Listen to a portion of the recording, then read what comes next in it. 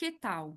Estamos de volta com mais um episódio do Sopro Podcast de Cultura e Literatura, um projeto de extensão do Instituto Federal do Rio Grande do Sul, campus Bento Gonçalves. No episódio de hoje, temos a presença de Vinícius da Silva Rodrigues, Celso Augusto Eck de Pitol, Tiago Pedruzzi, professor do IFRS Campus Bento Gonçalves, e eu, Michele Savaris, também professora do IFRS Campus Bento Gonçalves. Neste bate-papo, temos o prazer de receber Fernanda Veríssimo, que é jornalista, roteirista e tradutora de português e inglês. Atuou como produtora na Otto Desenhos Animados e no Núcleo de Animação do Rio Grande do Sul, em parceria com a National Film Board do Canadá. É pós-graduada em Bibliografia e História do Livro pela Universidade de Leeds, Grã-Bretanha, em Gestão Cultural e em História Moderna pela Sorbonne, Paris. Foi pesquisadora convidada da Biblioteca John Carter Brown, nos Estados Unidos, onde estudou livros impressos nas missões jesuítico-guaranis e dirigiu o Centro de Estudos Brasileiros em Maputo, Moçambique. Traduziu obras acadêmicas e de ficção, como Debates Feministas, Repensando os Trópicos e a trilogia de Fanny Burney, e colaborou em edições de obras de Milor Fernandes e Luiz Fernando Veríssimo. É organizadora e tradutora da história de Nicolas I, rei do Paraguai e imperador dos Mamelucos. Também é roteirista de A Batalha, HQ ilustrada por Eloar Guazelli, e autora de Impressão nas Missões Jesuíticas do Paraguai.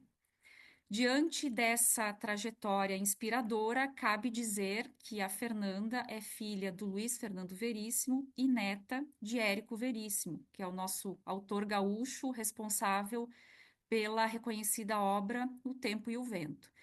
E em 2025, nós celebramos os 120 anos de nascimento de Érico Veríssimo e lembramos os 50 anos de sua morte.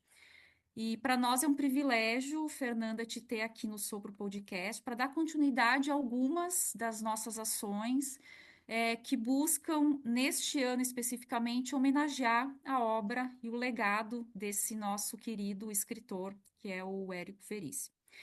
E para iniciar essa nossa conversa, eu gostaria de pedir que tu nos contasse um pouco sobre as tuas primeiras lembranças com o avô, com o Érico Veríssimo, e também falar um pouco dessas tuas memórias de infância na presença dele. Antes de mais nada, muito obrigada pelo convite. É um prazer estar aqui com vocês, conversando e especialmente conversando sobre o meu avô nesse ano, que está sendo um ano especial e que nós, na família, na verdade, resolvemos nos empenhar para marcar esses 120 anos que a gente acha interessante. Apesar de ser uma data não tão redonda, assim, não é um centenário, a gente achou que serviria como um gancho para retomar até assuntos que são poucos, hoje em dia são poucos conversados sobre o vô, né, o Érico. Enfim, as minhas lembranças dele são muitas e muito claras, na verdade, porque eu nasci no Rio, meu pai estava no Rio, conheceu minha mãe lá, e eles vieram para Porto Alegre quando eu tinha 2 anos. E nós fomos já direto para a mesma casa em que moravam os meus avós, na Rua Felipe de Oliveira, onde meus pais vivem até hoje. E até a morte do meu avô, nós moramos juntos na mesma casa, né? Minha irmã já nasceu aqui, a Mariana, meu irmão Pedro já nasceu aqui em Porto Alegre, e sempre nessa mesma casa da Felipe de Oliveira. Então eu tenho memórias muito vivas do meu avô, porque quando ele morreu eu tinha 10 anos, então, e vivendo junto, né, no cotidiano, eu tenho lembranças muito vivas dele, da época, mas também eu acho, às vezes eu me pergunto se eu não misturo também com o fato de que a presença dele, mesmo depois da morte, sempre foi muito forte na casa. Também porque a minha avó, a Mafalda, viveu ainda quase 30 anos depois da morte dele, e sempre junto com a gente. Né? Então, o meu avô, de uma certa forma, era uma assombração do bem, sempre presente na casa, né? E as memórias que eu tenho são do meu avô, da minha avó e da casa mesmo, porque a casa é quase que um personagem na família. Era uma casa muito movimentada, que recebia muita gente. não só os amigos e pessoas já conhecidas, como várias vezes pessoas que batiam na porta, ou leitores que sabiam que ele morava lá e queriam conversar e muitas vezes entravam para conversar. E era uma casa muito movimentada, principalmente nos finais de semana, muitos convidados ou esses que apareciam assim, né? De repente. Então eu tenho essa lembrança dessa movimentação, de muita conversa, muita música também, porque meu avô gostava muito de música e ouvia, e era um tempo em que a gente ouvia a música dos outros, né, querendo ou não, porque era um tempo sem headphones, né? Então, era um tempo em que, se você botava o LP para tocar, que era o que ele gostava de fazer, a casa inteira ouvia. Então, muita música clássica, principalmente, que ele gostava muito, bem alta, ressoando pela casa. Então, eu tenho essas memórias muito vivas, assim, né? Memórias de música tocando, das pessoas entrando, das conversas. E também, e mesmo depois da morte dele, a casa continuou muito movimentada. Minha avó recebia muitos amigos também, gostava de tomar um whisky no final da tarde.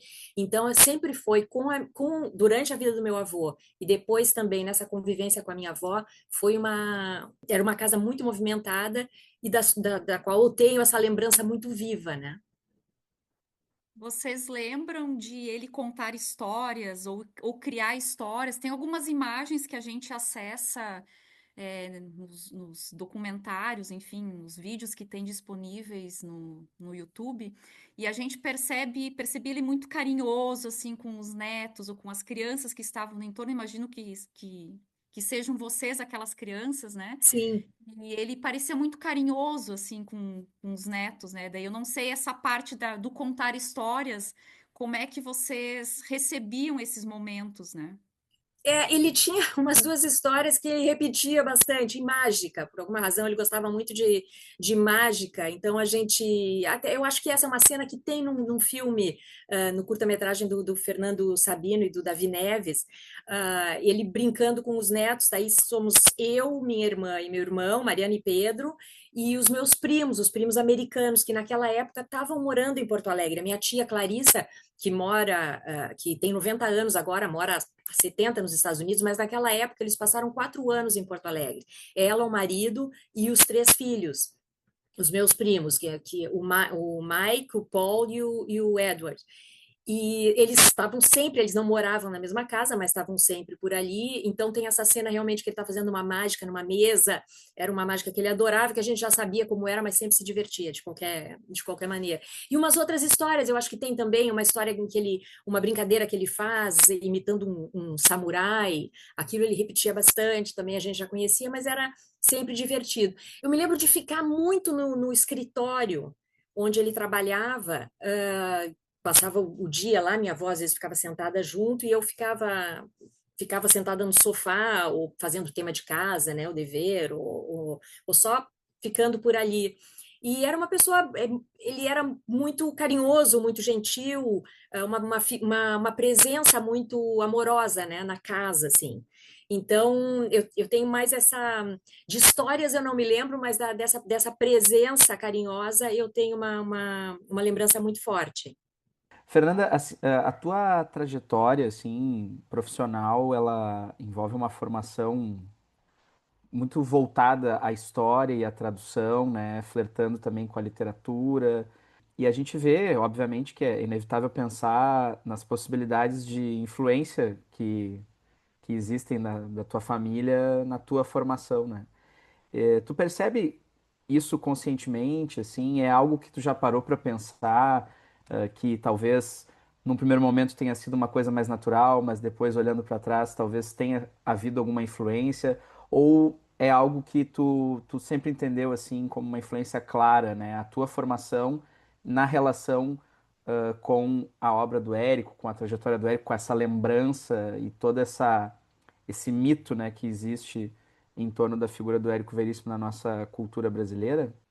Eu acho, uma coisa importante eu acho na minha vida dentro daquela casa especificamente, ao lado dos meus avós e depois com meu pai, não tem, é certo que ficou claro para mim que era possível viver, se não de Uhum. literatura, de artes semelhantes, né? ou Aham. que, no meu caso de tradução, por exemplo, que foi o que eu comecei a fazer, nunca foi uma impossibilidade. Eu sabia que era possível fazer uma carreira nessa área, mas não foi uma busca, pelo menos não uma busca inicial, porque saindo da escola, logo que a primeira coisa que eu fiz foi música.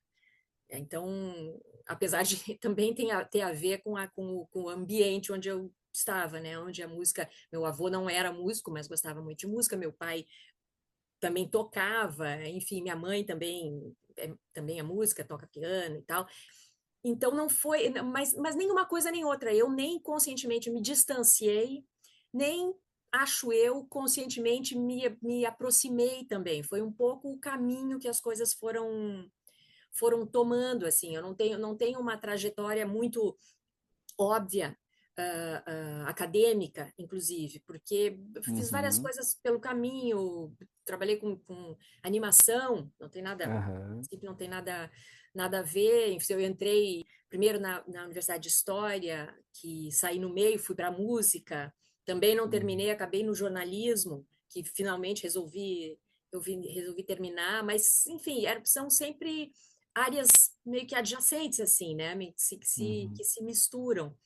E agora o que eu faço mesmo mais é tradução, né? Eu Uhum. faço muita tradução para português e também versão para inglês, Uhum. de trechos, principalmente, trechos de literatura para ir para feiras internacionais e tal. Mas, Uhum. enfim, voltando à tua pergunta, não foi uma carreira ou um caminho que eu tenha buscado de propósito ou do qual eu tenha me afastado também conscientemente, não querendo repetir, né, um caminho familiar, digamos assim. Uhum. Então, é claro, não tem como escapar do óbvio, assim, de ter crescido em meio a livros Uhum. e ter sobrevivido de literatura de uma certa forma, mesmo que não fosse a minha, né? Mas, enfim, ter tido meu avô e meu pai vivendo Uhum. disso, literalmente, então eu sabia dessa possibilidade, mas conscientemente não foi nenhuma busca, nenhuma fuga, Uhum. digamos assim.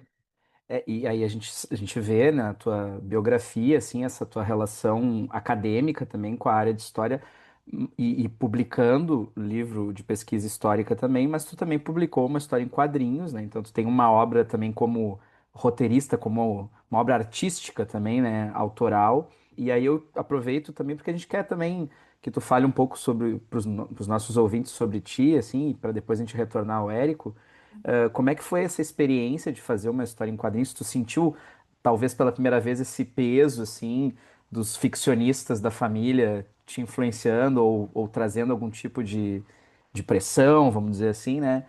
E se de alguma maneira, ao longo da tua vida, tu pensou em escrever ficção, né? Porque nesse caso não é uma obra exatamente de ficção, uma narrativa histórica que envolve uma linguagem artística, né?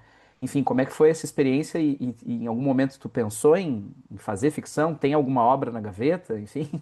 Não, tu sabe que não vou dizer que não me interessa muito e eu sou uma leitora, eu leio muito, mas talvez até por isso eu tenho muito respeito pelos ficcionistas. E Uhum. eu acho que se eu fosse escrever ficção, eu acho que mais do que inspiração ou vontade, é um artesanato quase, sabe? A ficção é um trabalho de fato, é uma dedicação que eu acho que eu não teria, eu não tenho esse entusiasmo que eu acho que os melhores escritores têm, né? Seja pela palavra, pela história, por contar essa história, por dividir essa história. Eu não sinto em mim isso, então eu nunca tive essa pretensão, essa ambição, né, Aham. de escrever ficção. E o próprio roteiro da história em quadrinhos, na verdade, é uma consequência da minha tese. Foi tudo meio Aham. orgânico também, porque eu fiz uma tese, uma tese que começou antes, na verdade. Eu trabalhava só para entender um pouco como eu cheguei nisso. Eu trabalhava aqui em Porto Alegre numa editora, trabalhei 5 anos na LPM nos anos 90, e depois de 5 anos trabalhando aqui, eu digo, eu estava com vontade de voltar a estudar.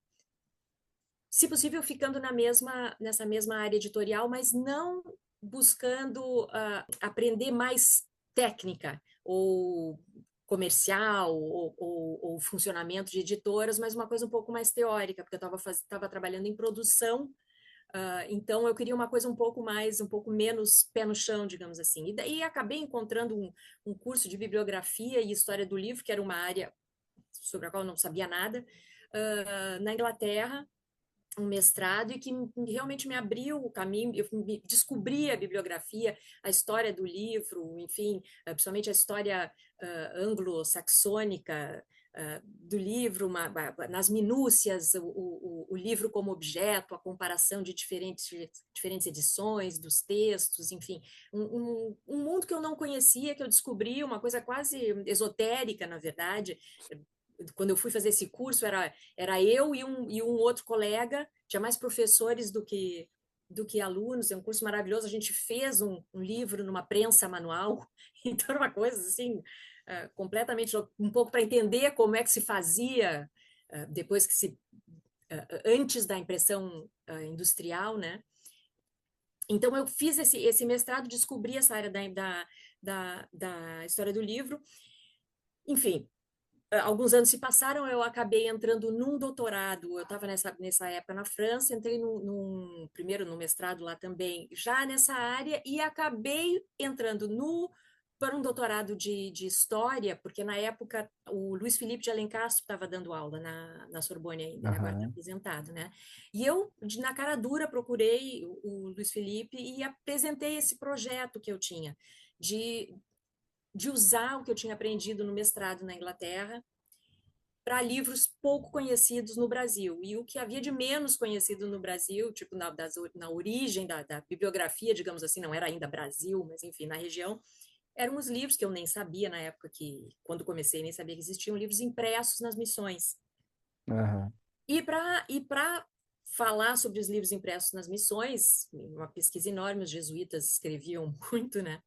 Então tem uma documentação enorme e tal. Eu terminei o doutorado e durante essa pesquisa apareceram algumas histórias. Uma das histórias era essa do Nicolau I, rei do Paraguai, imperador dos Mamelucos, que é uma história louquíssima que circulou muito, era um best-seller na Europa em 1700 e poucos, 750 e poucos, que era muitas vezes se pensava que era verdade. Voltaire tem uma carta do Voltaire dizendo: mas tem esse maluco aqui, um espanhol que anda pelo sul do Brasil, entre os jesuítas, enfim, depois ele mesmo descobriu que era mentira, mas era um fake news da Aham. época que circulou muito, e eu fiquei com aquilo na cabeça. Eu digo, esse livro é maravilhoso, nunca tinha sido traduzido no Brasil, e foi o que eu acabei fazendo, né? E Uhum. a história mesmo das reduções, que tem uns episódios maravilhosos, entre os quais a batalha, essa de Imbororé, onde finalmente os guaranis e os jesuítas junto deles ganham, né? Vencem os bandeirantes que estão perseguindo, e a partir daí é que se desenvolvem as missões. Então era uma história de aventura, na verdade. Eu sempre imaginei isso, dava uma história em quadrinhos, infanto-juvenil, mas uma boa história, Uhum. né? E foi assim, na verdade, eu não tive uma ideia, não é uma história de ficção, Uhum. é meio que uma consequência desse trabalho inicial da tese. Uhum. E para quem não sabe, né, essa HQ é a Batalha, que a Fernanda fez com o Eloy Guazelli, grande desenhista de quadrinhos gaúcho. Ela foi finalista do Prêmio Jabuti de quadrinhos, né, em 2023, né? E aí, aproveitando, já que tu trouxe também essa questão da tua tese, do teu trabalho acadêmico, né, como historiadora, voltando agora ao Érico, né? Qual é o teu olhar como historiadora, porque tu também és, né? Em relação à obra do Érico, né? Em relação às escolhas, inclusive de recorte historiográfico que ele faz, inserindo isso dentro da ficção. Como é que tu enxerga assim a própria recepção do trabalho do Érico em relação à própria história, a maneira de se contar a história do Brasil e a história do Rio Grande do Sul? Como é que é esse teu olhar sobre a obra do teu avô? Eu tenho uma enorme admiração como leitora também, porque, antes de mais nada, é uma carreira longa, muito diversa, que hoje em dia é mais lembrada pelo Tempo e Vento, e muitas vezes ele é caracterizado como um autor quase que regionalista, quando, na verdade, ele foi um dos primeiros autores urbanos né, do Brasil também. Além disso, tem a atuação dele como editor, que é importantíssima. A editora Globo teve uma importância que hoje as pessoas não sabem, né? Mas é incrível que uma editora como a editora Globo no sul do Brasil tenha se tornado uma referência, a referência que se tornou, né, no Brasil todo, e trazendo autores de língua inglesa que antes não eram conhecidos, enfim. Então isso também é um aspecto que eu acho importantíssimo e que é pouco conhecido. E como escritor, muitas vezes eu acho que o sucesso do Tempo e Vento, que ele mesmo achava que era o grande momento da carreira dele, um pouco que escondeu esses outros aspectos, né? Essa outra parte e essa busca literária também. É isso que eu digo quando eu admiro uma pessoa um escritor, um ficcionista que tem esse cuidado e esse tratamento artesanal para o seu métier, né? Esse uso do seu conhecimento, da sua leitura, no seu próprio trabalho, no seu próprio desenvolvimento. Não é uma pessoa que achou um caminho e ficou naquele. É uma carreira variada, de altos e baixos, uma carreira que muitas vezes, que ele mesmo dizia, né, o Olhar os Lírios do Campo, que foi a partir dali que ele conseguiu viver como escritor, mas ele lendo mais tarde, ele tinha restrições, enfim, achava que era ingênuo e tal, mas não podia deixar, ao mesmo tempo dizia que tinha pedaços do Olhar os Lírios do Campo, do qual ele tinha muito orgulho, mas foi o momento ali que ele conseguiu viver como escritor, então ele não podia, não descartava, né, da própria obra, mas é interessante ver esse caminho, os livros urbanos, o Caminhos Cruzados,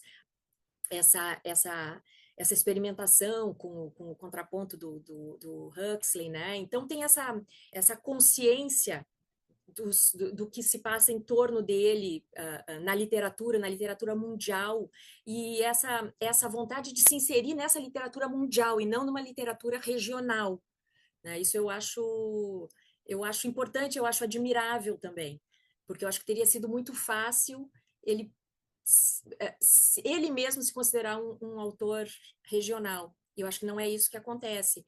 E quando ele continua tentando, tem livros que se passam fora do Brasil, né? Livros enfim, O Prisioneiro, que se passa no Vietnã, né? Enfim, são experimentações. Eu tenho uma grande admiração por isso, e isso é uma coisa eu acho que está um pouco esquecida hoje em dia, né? Ele vira cânone assim, e o Tempo e Vento, e se esquece as experiências, as experimentações, na verdade, né, dele como escritor.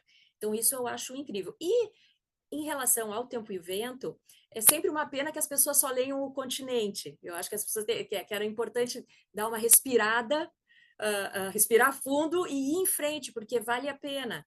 Que o que eu acho que acontece às vezes, o continente, as pessoas param no continente, e o continente é aquela saga aberta, né? Os grandes personagens, o Capitão Rodrigo, a Ana Terra, que na verdade ao longo da trilogia ele vai desconstruindo, né? E isso é genial, ele vai desconstruindo o próprio mito, né? Que ele constrói no primeiro volume. Então é admirável. Eu falo, não consigo me afastar do meu papel de neta, admiro pessoalmente, mas eu admiro como leitora também, né? Essa ambição literária e esse amor pela literatura, não só a sua própria, mas o amor pela literatura e o conhecimento, principalmente, né? Da literatura nacional e internacional. Um pouco desse desconhecimento da obra do Érico, que não é O Tempo e o Vento, né? Essa obra, O Senhor Embaixador, O próprio Prisioneiro, e toda a obra, ela acabou nos motivando esse ano a criar um ciclo de palestras chamado Érico Veríssimo Lado B, que Ah, que bom. vai, nós vamos conversar sobre essas obras, né? E ficou Lado B também por conta desse amor do Érico pelos discos, Sim. que ele narra, né, em muitos momentos. E então também é mostrar esse lado do Érico que não é regional, nem o Tempo e o Vento a gente poderia dizer que é regional, né? É.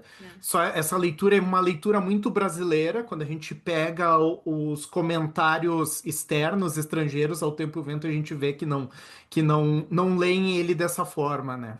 Uhum. Mas pensando também, e principalmente porque nós gostamos também muito disso da história do livro, eu queria saber o que que tu pensa sobre o legado do Érico Veríssimo, o legado material mesmo, os documentos, os arquivos. A gente sabe que tem uma parte que está no Instituto Moreira Salles, tem alguma coisa no Espaço Força e Luz. Como é que é gerido esse legado e o que que pode nos trazer de novo, assim, sobre esses materiais?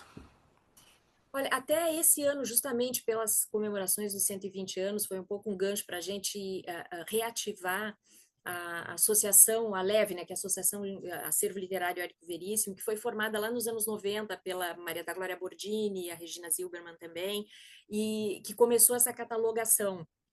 Foi um trabalho incrível que elas fizeram, ainda diretamente na casa, a minha avó ainda era viva e tudo, a gente participou bastante. Ela participou também até da catalogação, na ajuda né? E, o acervo, então, essa parte do acervo, que era um acervo que estava em grande parte na casa dos meus avós, ele está muito bem organizado e foi para o Instituto Moreira Salles há uns 15 anos, eu acho, mais ou menos, está lá. E está muito bem cuidado, apesar do Instituto agora tá meio fechado, né, que eles estão em obras, então, depósito bem cuidado, não tem nada melhor. É uma pena ter saído daqui de uma certa forma, porque é onde tem onde tem a maior busca, né, para uso desse material e tal, mas ele está lá, ele está à disposição, enfim, a grande parte do acervo está lá, a maior parte do acervo está lá. Aqui no memorial tem muitos originais também, tem um material ótimo, eles refizeram há pouco até o memorial, vale a pena uma visita. Tem também alguma coisa na Casa Museu em Cruz Alta, que inclusive está em obras agora também, a prefeitura conseguiu uma verba para recuperar a casa, e tem muitos originais que estão espalhados por aí, né? Além de correspondência, porque o meu avô dava as coisas, ele meio que distribuía os manuscritos. Então tem muita coisa, de vez em quando aparece para vender e tal. E dos objetivos dessa reanimação da Leve, do acervo, da associação do acervo, onde está esse material? E eventualmente colocar em alguma plataforma, enfim, para que isso tudo seja encontrado, né? Isso é uma das coisas que a gente mais tem vontade de fazer. Mas o que está em acervo está muito bem cuidado. O lado Moreira Salles está quase tudo digitalizado, o memorial aqui em Porto Alegre também. Não está tudo digitalizado, mas eu acho que eles estão a caminho de digitalizar tudo.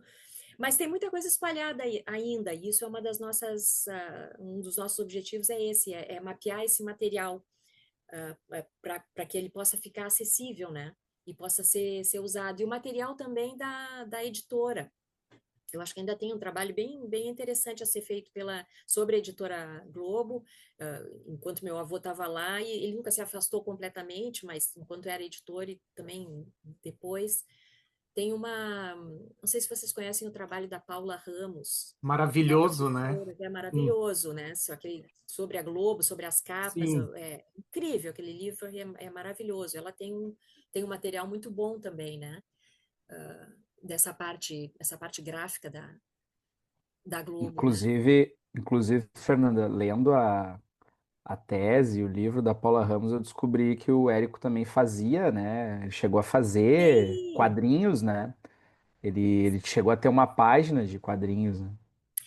Não, ele Na- desenhava muito. Isso a gente até tem uma ou duas em casa, mas também está espalhado por aí porque ele dava tudo.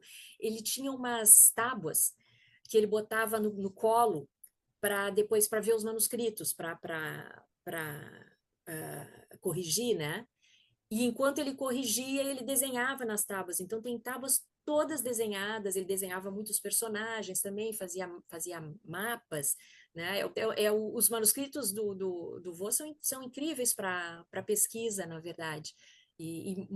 Recortados, enfim, copia e cola físico, Físico. né? bem interessantes. Eu lembrei do manuscrito, o mapa de Antares é sensacional, assim, a É, organização da cidade, todo o é. conjunto é muito interessante. A reprodução, eu acho que tem uma reprodução do livro da Marcivana, eu acho que ele tá aqui no Espaço Força e Luz, né, o de Sim, Antares, tá, sim. tá aqui. É. Sem contar os desenhos que a gente É, encontra na muito. obra Fantoches, né? Na margem do texto, a gente encontra ali vários personagens, anotações. É um pouco essa ideia do processo, né? Um processo muito manual, que é né, o desenho em si ali, e o texto, né? O texto, enfim, que a gente vai lendo e vai conectando. Então, dá para fazer como duas leituras, né? A leitura só do texto e a leitura do texto com essas imagens que ele vai desenhando. E maravilhoso. É, tem muita coisa a ser feita ainda, muita pesquisa, até essa pesquisa iconográfica também, né? Tem bastante material. Fernanda, pegando um pouco o gancho do que tu acabaste de falar a respeito dessa reunião dos manuscritos, né, que é um tema que me interessa muito, eu queria que tu falasse um pouco como é que está sendo, porque eu vi tu mencionaste agora, mas eu vi uma entrevista tua em que tu disseste que neste ano uma das atividades às quais tu está te dedicando é justamente, né, essa questão dos manuscritos, e agora tu referes isso agora novamente. E eu queria saber como é que está sendo esse processo de busca por esses manuscritos. Tu mencionaste aqui que o Érico dava para muita gente os materiais, entregava para amigos. E então está nas mãos de muita gente, né? De pessoas que talvez nem se imagine, né, com quem que poderia estar, né? Mas então é um trabalho de busca, eu imagino. Eu queria que tu falasse um pouco a respeito como é que está sendo esse processo de busca, esse processo de reunião e o conteúdo, né, de algumas coisas que tu eventualmente talvez estejas tomando contato, talvez pela primeira vez, né? E se tem alguma coisa que todos nós somos leitores do Érico Veríssimo, eu sou leitor do Érico Veríssimo desde antes de aprender a ler, porque meus pais liam os livros infantis do Érico Veríssimo para mim quando eu tinha 3, 4 anos de idade. Então todos nós somos leitores do Érico Veríssimo e certamente, né, gostaríamos de saber o que eventualmente possa ter nos conteúdos desses materiais que poderiam nos interessar, né, de A alguma gente, forma ou nos chamar a atenção. tu sabe que a gente não tem, nós não temos muito método, porque os originais aparecem, né? Eles aparecem em leilão.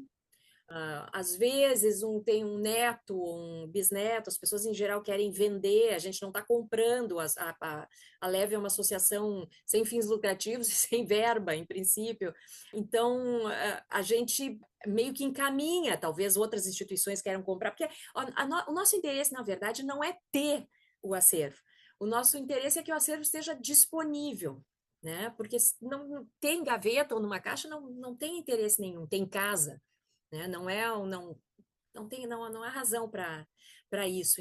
Por exemplo, teve um leilão há alguns poucos anos atrás do manuscrito do Noite. Porque eu acho que tem mais de um. Esse era interessante porque tem até a carta que está junto com o manuscrito, que é a carta para os amigos para que ele deu, fulano, acho que estava em Torres até, fulano, olha aí, escrevi, vê o que você acha e tal. E nesse manuscrito tem dois finais. Tem o final que ele escreveu e daí ele manda para o amigo também o final que ele acha que vai ser o final, que ele mudou todo o último capítulo e tal, e tá ali junto. Então isso é super interessante, tem os dois finais ali lado a lado. Tá com um colecionador, eu acho que de Canela, de Gramado, não sei muito bem, foi quem comprou, que estava num leilão aqui em Porto Alegre. Então a gente fica sabendo meio sem querer, ou alguém avisa, e a gente, enfim, entra em contato e tudo, mas em geral está com casas tá com leiloeiros, né? O nosso interesse é saber onde está, para que, se alguém quer pesquisar, fazer algum trabalho, possa entrar em contato com as pessoas, ou então até ajudar, intermediar, sei lá, se o memorial puder comprar, a gente pode intermediar. No momento, eu acho que eles não têm verba nenhuma também. Então, assim, nós não temos um método, né, de garimpagem desse material. A gente fica só de olho no que tá acontecendo, e quem souber nos avisa, né? Fernanda, falando assim da produção do Érico, e principalmente pensando que ela acaba por influenciar outras pessoas, tu enxerga algum elo entre a produção do Érico e do Luiz Fernando Veríssimo? Há alguma proximidade, há alguma influência direta que tu enxergue assim claramente? Porque sempre se fala dos dois, mas nunca se relaciona os dois, porque o Luiz Fernando Veríssimo, como entra no mundo da crônica, embora ele escreva ficção também, ele quase que comprou o gênero crônica assim para ele, e ele é sempre lembrado por isso. Então, existe algum elo, existe alguma ligação entre a obra dos dois? Tu enxerga alguma coisa por estar próxima, por ter escutado alguma coisa nesse sentido? Eu acho que até o meu pai já falou sobre isso, dizendo que ele mesmo, o que ele consegue achar de elo entre eles, na verdade, é uma linguagem mais direta, não empolada, né, de escrever, uma busca pela clareza, né? Eu acho que isso talvez seja o que os une, né? E que o meu pai sempre disse ser uma coisa que ele admirava no meu avô enquanto leitor dele, né? Então isso eu acredito que seja uma ligação. Outra coisa talvez seja o amor dos dois pelo inglês. Imagino, eu estou dizendo da minha cabeça, não. Meu pai nunca me disse isso, mas eu sei. Meu pai aprendeu a escrever em inglês. Começou, quando eles estavam nos Estados Unidos, quando ele aprendeu a escrever. E sempre leu muito em inglês. Meu avô também. E eu acho que é um pouco também dessa mudança, dessa chegada da literatura anglo-saxã, né, no Brasil também. Uma das razões, talvez, pelo que o Érico tenha trabalhado essa literatura na editora, né, tenha estimulado a vinda dessa literatura para cá. Isso me ocorre. Um tipo de uma língua, eu não sei se pode dizer isso, mas é uma língua mais direta, talvez, também, se comparada com o francês. Enfim, eu acho que isso talvez seja uma coisa que eles têm em comum, se não como escritores, pelo menos como leitores. Serem leitores de literatura em inglês. Tu acha, Fernanda, assim, que a visão histórica do Érico é moderna para a época, assim? Eu acho que sim, né? Ela é pelo menos. Eu acho que a estrutura, no caso do Tempo e Vento, a estrutura né? A estrutura é ousada, quase, para Uhum. a época. Se é moderna na linguagem, talvez também, até por essa opção, que não é só do Tempo e Vento, mas por essa linguagem, dessa narrativa meio sem firula, assim, né? Eu acho que nesse sentido, sim. Não sei se porque, talvez até então se achasse que uma narrativa histórica precisasse ter mais estofo, ser Uhum. mais ornamental, não sei. Acho que sim, acho que era moderna para a época, e talvez até por isso o continente, que talvez seja que tem esse ar mais de saga, mais Uhum. mitológico e tal, talvez seja a razão dele ser mais o mais conhecido e o mais lido, né? Porque depois vai complicando, Aham. né? As É que é tramas. interessante, né? É isso que torna talvez a saga toda tão genial, porque ele, na verdade, ele se aproveita de um gênero antigo, mas que nunca tinha sido muito desenvolvido na literatura brasileira até então, para criar um modelo de romance histórico brasileiro, que na verdade é uma coisa antiga, que também não tinha sido inventada por ele na literatura brasileira, e ao mesmo tempo ele desconstrói a ideia de uma narrativa histórica ao longo da saga, né? Isso. Então é isso que eu acho que torna tudo tão genial, porque esse monte de paradoxos em torno do gênero em questão, né? Não, e até gostaria de acrescentar a questão histórica, que eu acho que ele coloca ali todos os elementos de formação, né? Então tem um elemento que vem dos campos de Curitiba, tem um lagunista que seria da família Cambará, tem o indígena missioneiro, então tem todo todos os elementos de formação e em um momento até em que eles eram apagados na historiografia sul-rio-grandense, né? Então, eu acho que aí tem essa visão moderna de história para a época.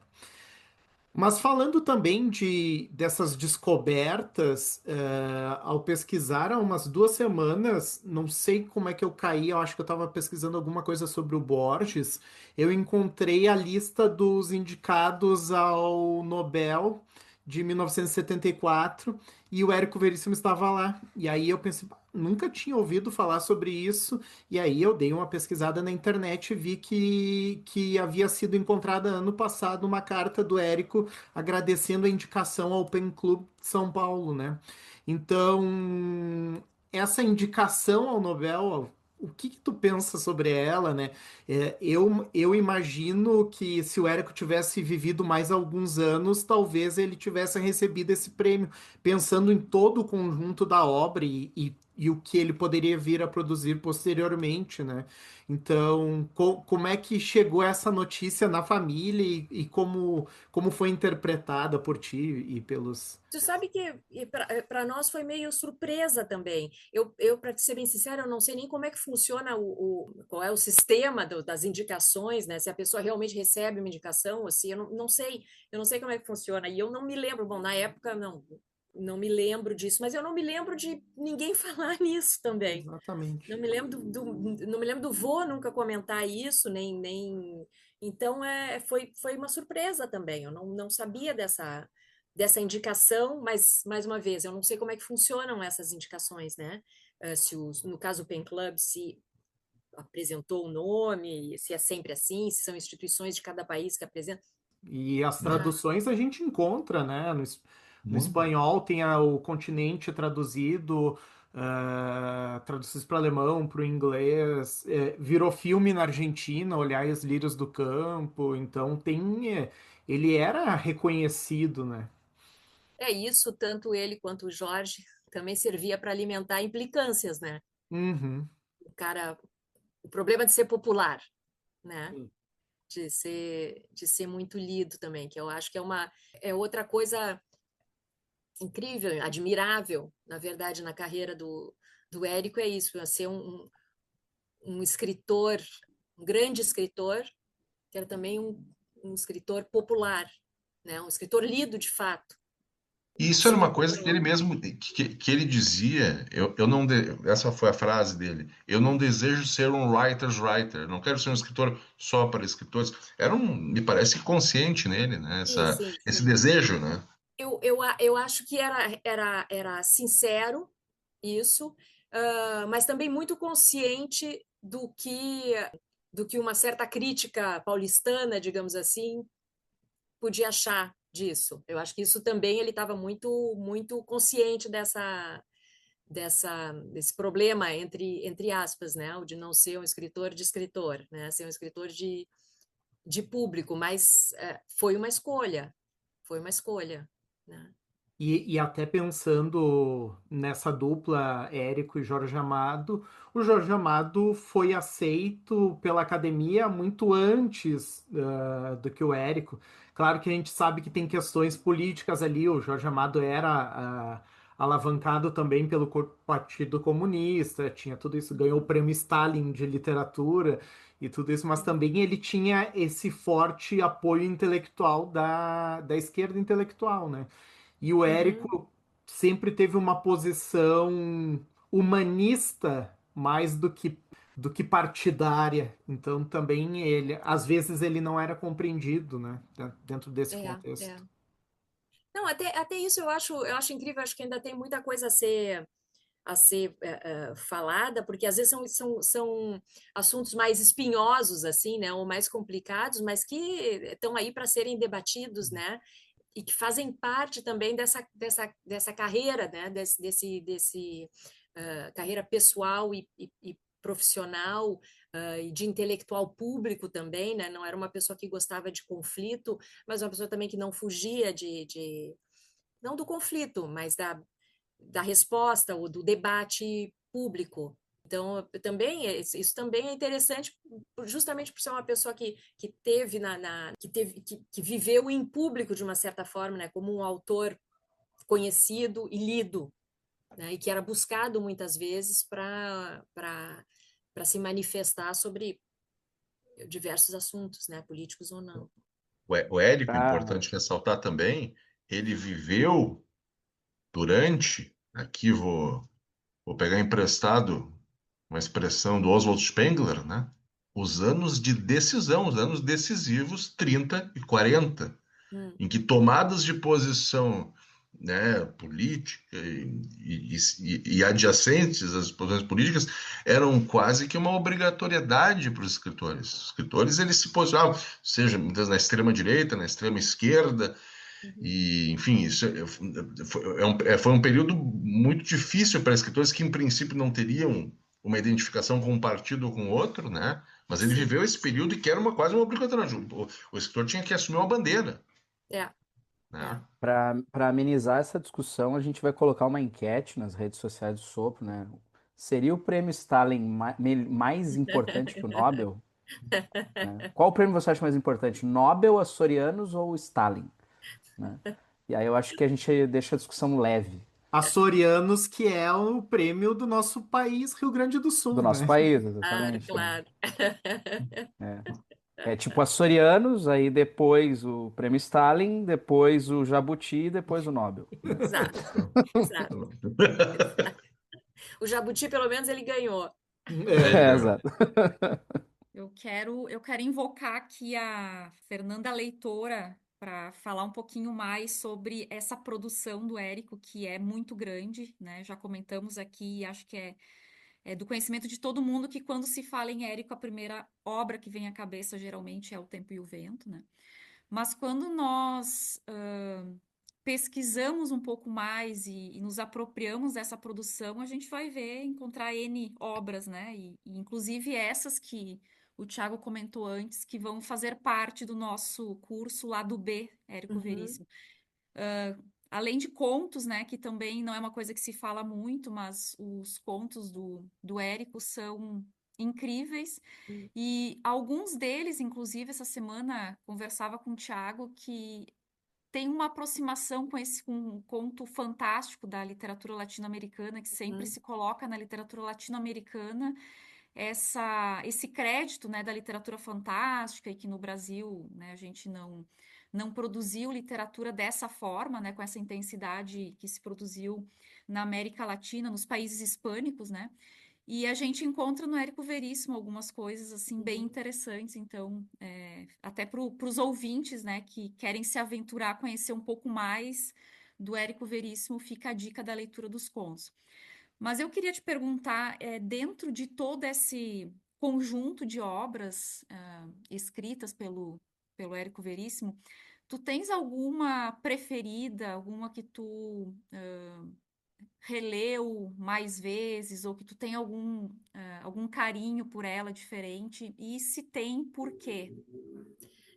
Eu tenho leituras que me são caras, assim, por questões pessoais mesmo, por tê-las lido enquanto ele ainda era vivo e que a gente estava, enfim, morávamos juntos e tal. Então, as infantis, algumas, o Urso com Música na Barriga, era um livro que eu li muito na infância, li mais de uma vez. Eu me lembro de ter ficado muito impressionada com a vida de Joana d'Arc, que eu acho que nem existe mais, não tem mais em catálogo, que eu não me lembro nada do livro, mas eu só me lembro de ter adorado. O Tempo e o Vento, claro, que eu li logo em seguida. Eu acho, se é verdade, eu acho que na escola a gente tinha que, eu li por pedido da escola, que não, acho que não se usa mais até, o Clarice e Música ao Longe, eu li na escola. E eu morria de medo, porque às vezes vinham colegas me dizer, ai, não gostei. Ok, não, o que? Desculpa, vontade de dizer, não tenho, né? Não é minha, enfim, não fui eu que escrevi, mas enfim, eu me lembro de ler na escola e ter essa apreensão, assim, ai, lá vem alguém dizer que é chato, que não quer ler, enfim.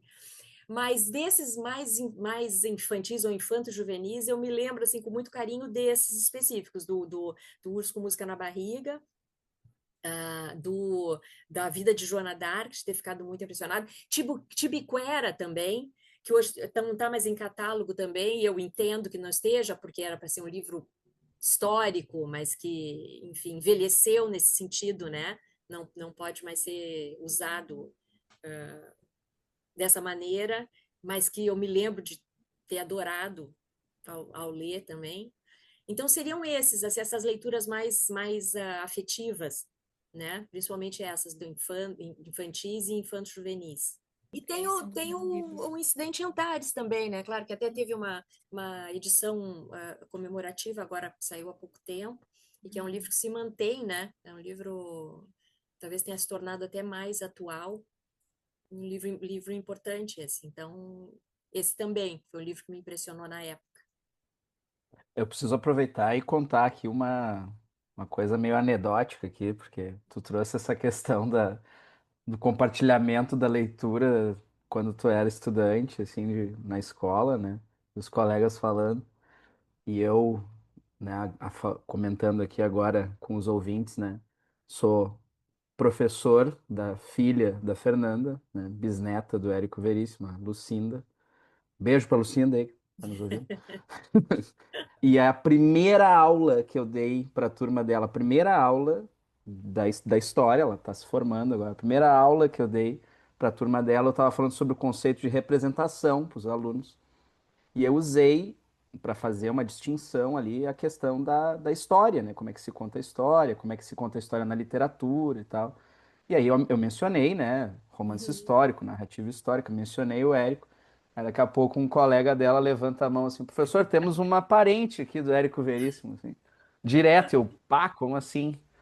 Né? Eu já me senti pressionado naquele momento. Sim. Mas enfim, só para constar aqui. Aproveitando então, Fernanda, que a gente está se encaminhando para o final e a gente tem agora estamos cumprindo um novo ritual aqui no Sopro Podcast, que é fazer uma última pergunta onde tu pode sugerir obras que, na tua visão, dialogam com o Érico Veríssimo, dialogam com o tema do episódio, né? Nesse caso, o Érico Veríssimo obras que não sejam necessariamente dele, mas que possam ser ou adaptações, ou obras que fazem referência a ele, ou obras que de alguma maneira tu enxerga como possíveis relações, né? Obras que a gente consiga ler o Érico ou voltar ao Érico com esse repertório, enfim, né? Ou o repertório do Érico ajuda a ler essas obras. E ao mesmo tempo obras que talvez tu perceba assim que o próprio Érico tinha uma relação. E nesse caso não precisa ser da própria literatura, mas do cinema, né, de outras mídias. E tu mencionasse, inclusive, no início, né, a paixão que ele tinha por música, né? Então, talvez assim que a gente possa tentar se colocar nesse lugar assim onde o Érico estava dentro de casa ouvindo música, o que que ele estaria ouvindo, o que que ele estaria lendo, o que que ele talvez gostaria de ler, o que que os leitores do Érico Veríssimo talvez pudessem encontrar, né, de interessante em outras obras. Então, que tu pudesse abrir essa teia de relações aí com a obra do Érico. Eu acho que música não tem muita dúvida, ele estaria ouvindo algum barroco ah, muito alto no escritório. Isso não tenho dúvidas. Em relação à literatura, eu acho que ele estaria muito atualizado. Eu acho que ele estaria lendo o que não falta hoje no Brasil são novos autores, né? E mais especificamente aqui do Rio Grande do Sul, eu acho que ele certamente teria lido Paulo Scott, o Tenório, ah, os Supridores, José do Falero. isso. Porque eu acho que ele tinha essa preocupação de se manter atualizado, né? Isso que eu tinha falado, eu acho que é uma das coisas que eu admiro nessa dedicação a ser um ficcionista, a ser um artesão, né, da literatura, é ler os outros, né? É saber o que tá sendo feito. Então, eu acho que sem dúvida nenhuma ele estaria lendo autores novos. Me ocorreu o Itamar, o Torto Arado, porque tem uma Bibiana, né? E o Itamar cita muito, né, o Érico como uma É referência, isso, assim. O que eu acho é, muito interessante também, né, eu acho que é um grande mérito do Itamar Vieira Júnior também, eu acho, né, que é ele fazer sempre esse gesto assim de homenagear esses escritores da geração é, do Érico, que é uma literatura que muitas vezes os autores contemporâneos não têm assim esse olhar tão generoso assim, né? não, Se exato. olha para uma Não. literatura de caráter talvez mais pós-moderno, enfim, Uhum, né? Voltada muito à autoficção, né? Enfim, é. e esses autores, assim, talvez das grandes narrativas brasileiras, assim, muitas vezes não têm esse olhar, e o Itamar fala muito do Érico, né? Acho que é uma Não, relação bem interessante, né? é. E eu acho que tem essa. Não é bom, no caso do doutorado, não é um romance histórico, mas tem essa preocupação na narrativa, né, de um estofo. Não vou saber não, explicar exatamente o que me fez pensar nele, além da Bibiana e do fato dele realmente falar dos autores dessa geração, né, do vô. Ah, falar com essa generosidade que tu está dizendo, né? Porque muitas vezes essa implicância pós-moderna aí, ela se retroalimenta, né? As pessoas ficam repetindo a mesma coisa, na verdade nem leram, não leram o que eles não gostam, né? Então estão só repetindo o que eles acham que tem que ser dito. E isso, de fato, o Itamar, o Paulo Scott também é um leitor, e isso eu admiro, e mais uma vez, é uma das coisas que eu admiro no meu avô, é ter sido um leitor acima de tudo, né? Um conhecedor da literatura. Então, isso eu acho fundamental para quem quer que queira escrever, né? Com certeza foi uma conversa que nos abriu ainda mais horizontes em relação à trajetória do Érico, né? Que para nós, como o Celso mencionou no início, todos nós somos leitores e admiradores da sua obra. E a gente fica no aguardo de novos manuscritos, de novos materiais, de repente, né? Se alguém tiver algum bilhete, alguma carta, né, guardada do Érico Veríssimo, que comunique para que também a família saiba onde está e, né, tem Por favor, esse que a acesso. nossa, a nossa intenção não é recolher nada, ao contrário, a nossa intenção é que o material fique à disposição, né, que possa ser estudado, que possa ser encontrado. E esse ano, só pedir para todo mundo também ficar de olho, porque vai ter vários eventos, principalmente no segundo semestre, vai ter uma exposição no Teatro Simões Lopes Neto, ali ao lado do São Pedro, né, do Multipalco, com ilustrações da adaptação que o Eloy Guazelli está fazendo do Tempo e o Vento, que deve ser lançado no ano que vem. Esse ano tem também o lançamento do Incidente em Antares, em quadrinhos, que está muito bacana, está muito bem feito. Vai ter uma edição comemorativa do Ana Terra, com um pós-fácil muito bacana da Morgana Kretzmann. Então, tem coisas que vão acontecer, principalmente nesse segundo semestre. Vai ter uma festa muito bonita em Cruz Alta, para a Feira do Livro, comemorando também os 120 anos. O pessoal está super empolgado, montando a festa em novembro, acho que vai ser. Então, tem coisas acontecendo. É uma boa redescoberta para quem ainda não conhece o vô. Ah, quem tá fazendo a adaptação do Incidente em Antares, Fernando? O desenhista chama Olavo Costa e o roteirista é o Rafael Scavone. Tá bem bacana, a arte que eu vi tá Legal, muito, muito legal, tá bem, bem legal. Então legal. vários eventos por aí. Muito bem, então, mais uma vez, agradeço em nome do grupo a tua presença, a tua disponibilidade, a tua generosidade por compartilhar conosco tantas informações e informações que são pessoais e que, se não fosse pela conversa que nós tivemos contigo, nós não saberíamos, não teríamos acesso. Então, obrigada. Eu acho que essa generosidade também é algo que tu herdou, né, do do Érico Veríssimo, enfim, né? Acho que é uma qualidade da família, né? Dá para dizer assim. Então, obrigada mais uma vez. E a gente fica também à disposição para ajudar em qualquer ação, né, para manter, para conservar esses manuscritos, essas obras, para manter sempre vivo esse autor que, como eu falei antes, é para nós muito especial. Então, muito obrigada, Fernanda. Só queria agradecer também a vocês Imagina. esse tempo e é sempre um prazer. Quando quiserem, estou à disposição. Muito obrigada. Hoje ficamos por aqui. Não esqueçam de nos seguir nas redes sociais. Acompanhem o Sopro no Instagram, @sopropodcast, e no Facebook, @podcastsopro. Vocês também podem acompanhar os episódios no YouTube. Então, se inscrevam no canal e ativem as notificações. Se desejarem, podem deixar comentários e sugestões. Um abraço e até o próximo episódio.